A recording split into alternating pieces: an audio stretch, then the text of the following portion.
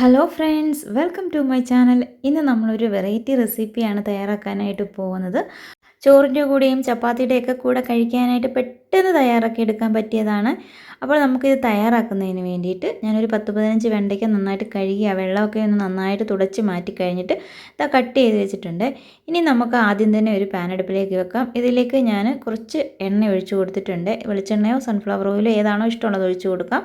അപ്പം ഒരു 2 table spoon അളവിൽ ഒഴിച്ചു കൊടുത്തിട്ടുണ്ട്. ഇതിലേക്ക് ആദ്യം തന്നെ നമുക്ക് വെണ്ടയ്ക്കായിട്ട് നന്നായിട്ടൊന്ന് ഫ്രൈ ചെയ്തെടുക്കണം. തീ നന്നായിട്ട് കുറച്ചിട്ടിട്ട് വെണ്ടയ്ക്ക ഫ്രൈ ചെയ്തെടുക്കാം. ഇപ്പോൾ ആദ്യം ഒരു വഴുവഴുപ്പൊക്കെ ഉണ്ടാകും. അത് പതുക്കെ ഫ്രൈ ആക്കി എടുക്കുന്ന സമയത്ത് അങ്ങ് മാറിക്കോളും. ചെറിയ തീയിലിട്ടാണ് നമ്മളിത് ഫ്രൈ ചെയ്തെടുക്കുന്നത്.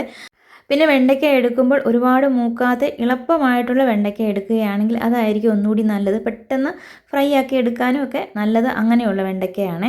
അങ്ങനെ നമ്മൾ വെണ്ടയ്ക്ക അതാ ചെറിയ തീയിലിട്ട് ഫ്രൈ ആക്കി എടുത്തിട്ടുണ്ട്. പിന്നെ ഈ ഒരു പാത്രത്തിൽ ഞാൻ ആദ്യമായിട്ടാണ് തയ്യാറാക്കുന്നത്. ഇത് നമുക്ക് ഗിഫ്റ്റ് കിട്ടിയ ഒരു പാനാണ്. അപ്പം ഇതിനകത്ത് ആദ്യമായിട്ട് ചെയ്യുന്ന ഒരു റെസിപ്പിയാണ്. അപ്പോൾ അതുകൊണ്ട് എനിക്ക് ഭയങ്കര ഇഷ്ടമാണ് ഇതിനകത്ത് ചെയ്യാനായിട്ട്. അങ്ങനെ വെണ്ടയ്ക്ക ഫ്രൈ ചെയ്ത് നമ്മൾ മാറ്റി വെച്ചു. അതിലേക്ക് വലിയ 2 സവാളയാണ് ഞാനിവിടെ നന്നായിട്ട് അരിഞ്ഞ് ചേർത്ത് കൊടുത്തിരിക്കുന്നത്.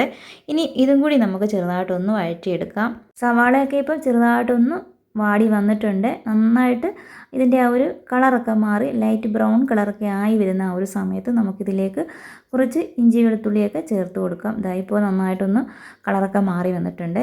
ഒരു 4-5 വെളുത്തുള്ളിയും ഒരു ചെറിയ കഷ്ണം ഇഞ്ചിയും കൂടി ചതച്ചതാണ് ഇതിലേക്ക് ചേർത്ത് കൊടുത്തിരിക്കുന്നത്. ഞാനിപ്പോൾ എല്ലാം കൂടി ഒന്ന് ഇളക്കി കൊടുത്തിട്ടുണ്ട്. ഇനി നമുക്കിതിലേക്ക് ഒരു വലിയ തക്കാളി അരിഞ്ഞതാണ് ചേർത്ത് കൊടുക്കുന്നത്. അതായത് തക്കാളി ചേർത്ത് കൊടുക്കുമ്പോൾ കനം കുറച്ച് അരിഞ്ഞ് വേണം ചേർത്ത് കൊടുക്കാനായിട്ട്. പെട്ടെന്ന് വഴറ്റിയെടുക്കുന്നതിന് വേണ്ടിയിട്ടാണ് കനം കുറച്ച് അരിഞ്ഞ് ചേർത്ത് കൊടുക്കണമെന്ന് പറഞ്ഞത്. കുറച്ച് കറിവേപ്പിലയും കൂടി ചേർത്ത് കൊടുത്തു. തക്കാളി നല്ലതുപോലെ വഴറ്റിയെടുക്കണേ. ഒരു 2 മിനിറ്റ് നമുക്കിതൊന്ന് അടച്ച് വെക്കാം. അപ്പോഴേക്കും ഈ തക്കാളിയൊക്കെ നന്നായിട്ട് വാടി നമുക്ക് കിട്ടും. അങ്ങനെ ആകുമ്പോഴത്തേന് പെട്ടെന്ന് ഇളക്കുമ്പോൾ അത് നല്ലതുപോലെ ഉടഞ്ഞ് കിട്ടും കേട്ടോ. അതുകൊണ്ടാണ് ഒന്ന് അടച്ച് വെക്കാൻ പറഞ്ഞത്. വെള്ളം ഒന്നും ചേർക്കണ്ട, അല്ലാതെ തന്നെ തീ നന്നായിട്ട് കുറച്ചിട്ട് കൊടുത്ത് ഒന്ന് അടച്ച് വെച്ചാൽ മതി. ഇപ്പോൾ ഒരു 2 മിനിറ്റ് കഴിഞ്ഞപ്പോൾ തുറന്ന് നോക്കിയപ്പോൾ കണ്ടോ നന്നായിട്ടൊന്ന് വാടിയൊക്കെ കിട്ടിയിട്ടുണ്ട്. ഇത്രയും മതി. വെള്ളം ചേർത്ത് കൊടുത്താൽ ഇതങ്ങ് ഒരുപാട് അങ്ങ് വളവളാന്നായി പോവേ. അതുകൊണ്ടാണ് വെള്ളം ചേർക്കാഞ്ഞത്. ഇനി നമുക്കിതിലേക്ക് ആവശ്യത്തിനുള്ള ഉപ്പൊന്ന് ചേർത്ത് കൊടുക്കാം. ഉപ്പൊക്കെ ചേർത്ത് കൊടുത്ത് നന്നായിട്ടൊന്ന് ഇളക്കിയെടുക്കാം കേട്ടോ. കുറച്ചുകൂടി ഒന്ന് വഴറ്റിയെടുക്കണമെങ്കിൽ എടുക്കാം. അങ്ങനെ ഒത്തിരി അങ്ങ് വഴണ്ടങ്ങ് പോയിട്ടില്ല. ഒരു 2 മിനിറ്റ് കൂടി നമുക്കിതുപോലെ ഒന്ന് ഇളക്കി കൊടുത്താൽ മതി. ഇനി അടച്ചൊന്നും വെക്കേണ്ട കാര്യമൊന്നുമില്ല. ഇങ്ങനെ ഒന്ന് ഇളക്കി കൊടുക്കുമ്പോഴേക്കും ആ ഒരു കറക്റ്റ് പരുവത്തിന് തന്നെ സവാളയും തക്കാളിയും എല്ലാം ആയി കിട്ടും. ഇനിയാണ് നമുക്കിതിലേക്ക് ആവശ്യത്തിനുള്ള പൊടികൾ ചേർത്ത് കൊടുക്കേണ്ടത്. ഞാനിവിടെ പച്ചമുളക് ചേർത്ത് കൊടുക്കുന്നില്ല, ചതച്ച മുളകാണ് ചേർത്ത് കൊടുക്കുന്നത്. വറ്റൽമുളക് ചതച്ചതുണ്ടല്ലോ അതാണ് ചേർത്ത് കൊടുക്കുന്നത്. എരിവുള്ളതാണെങ്കിൽ കുറച്ച് ചേർത്ത് കൊടുക്കുക, എരിവില്ലാത്തതാണെങ്കിൽ ഒരു 1.5 ടേബിൾ സ്പൂൺ അളവിൽ ചേർത്ത് കൊടുക്കാം കേട്ടോ.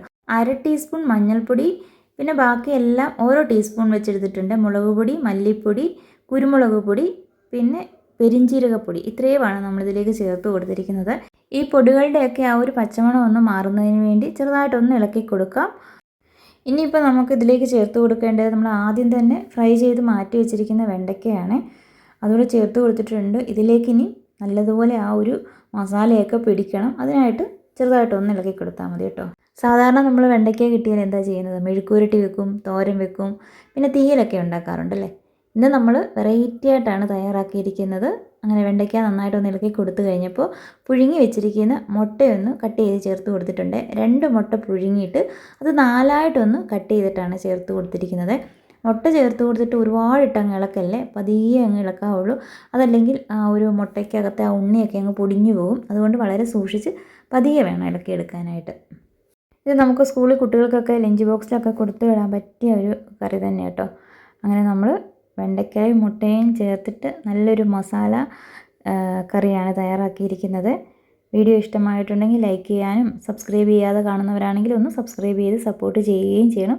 പിന്നെ നിങ്ങൾക്ക് വീഡിയോ ഇഷ്ടമായിട്ടുണ്ടെങ്കിൽ നിങ്ങളുടെ അഭിപ്രായങ്ങളൊക്കെ കമൻറ്റ് ബോക്സിലൂടെ അറിയിക്കുകയും ചെയ്യണം കേട്ടോ. അങ്ങനെ നമ്മുടെ ഇന്നത്തെ വീഡിയോ ഇത്രയേ ഉള്ളൂ. നമ്മൾ വീട്ടിൽ എപ്പോഴും ഉണ്ടാക്കുന്നതിൽ നിന്നും വ്യത്യസ്തമായിട്ട് വെണ്ടയ്ക്കയും മുട്ടയും ചേർത്തിട്ട് വെറൈറ്റി ആയിട്ടുള്ള ഒരു അടിപൊളി വെണ്ടയ്ക്ക മസാലയാണ് തയ്യാറാക്കിയിരിക്കുന്നത്. വീഡിയോ ഇത്രയും നേരം കണ്ടുകൊണ്ടിരുന്ന എൻ്റെ എല്ലാ കൂട്ടുകാർക്കും താങ്ക്